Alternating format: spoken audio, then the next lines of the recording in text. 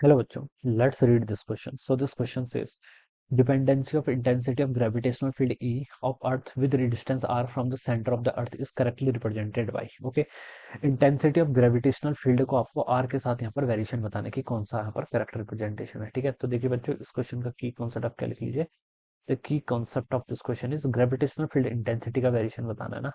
तो ग्रेविटेशनल क्या लिख सकते हैं, ग्रेविटेशनल फील्ड का आपको वेरिएशन बताना है। ठीक है, ठीक है, हाँ ग्रेविटेशनल फील्ड का आपको क्या बताना है, वेरिएशन बताना है। ठीक है, अब बच्चों देखिए ग्रेविटेशनल फील्ड इनसाइड पर क्या होता है। देखिए ग्रेविटेशनल फील्ड जो आपका इनसाइड पॉइंट पर होता है इसको मैं इजी से रिप्रेजेंट कर रहा हूँ। इसकी वैल्यू हो जाती है आपकी देखिए -gm डिवाइडेड बाय आपका आर क्यूब टाइम्स आपका स्मॉल आर क्यूब। ठीक है, ये तो आपका क्या है, for R smaller than capital R. ठीक है, अगर आपके पास क्या है, देखिए centre of the earth, earth एक सॉलिड स्फीयर है, अर्थ का एक आपका सॉलिड स्फीयर है। ठीक है, अर्थ के अंदर देखिए आपका मास का डिस्ट्रीब्यूशन होता है, सॉलिड स्फीयर है तो। ठीक है, तो अंदर किसी पॉइंट पर अगर आपको क्या बताना है, ग्रेविटेशनल फील्ड बताना है, तो इसका फॉर्मूला ये होता है -gm/r³ टाइम्स आपका स्मॉल आर के इक्वल। ठीक है, और अगर हम देखिए सेंटर पर चले जाते हैं, सेंटर पर स्मॉल आर की वैल्यू जीरो हो जाएगी, तो सेंटर पर हम लिख सकते हैं ग्रेविटेशनल फील्ड की वैल्यू कितनी हो जाएगी, जीरो हो जाएगी। ये कहाँ पर है, जब आपका r इक्वल टू जीरो यानी कि सेंटर की कंडीशन है। ठीक है, और उसके बाद देखिए जब हम सरफेस पर पहुंच जाते हैं, तो आप स्मॉल आर को यहाँ पर कैपिटल आर से रिप्लेस कर सकते हैं, तो यहाँ पर जो ग्रेविटेशनल फील्ड की वैल्यू जाएगी, ये हो जाएगा आपका -gm/r² के इक्वल। ऑलराइट,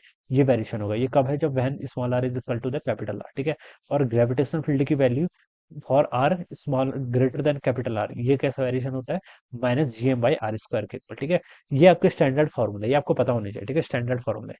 अब बच्चों देखिए ये माइनस साइन देखिए क्यों आ रहा है, माइनस साइन इसलिए आ रहा है ना, क्योंकि देखिए ग्रेविटेशनल फोर्स जो होता है वो अट्रैक्टिव होता है, और उसके करस्पॉन्डिंग जो फील्ड आएगा वो भी क्या होगा, आपका अट्रैक्टिव होगा। ठीक है, ऐसा हम इसको डिफाइन करेंगे।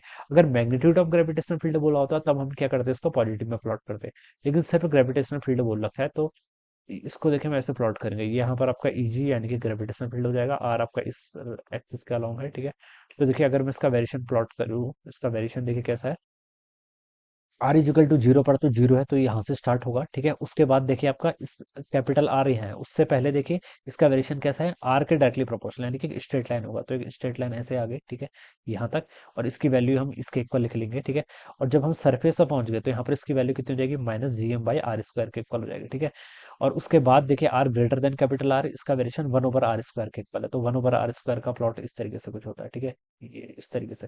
ठीक है, तो ये यहाँ से मैच हो जाएगा। ठीक है, तो बच्चों देखिए अगर मैं इसको मैच करूँ, तो ये आपका सी ऑप्शन से मैच कर रहा है, तो ऑप्शन सी क्या होगा इसके करस्पॉन्डिंग आपका right answer. So I hope you all understood this concept. All the best and thank you so much.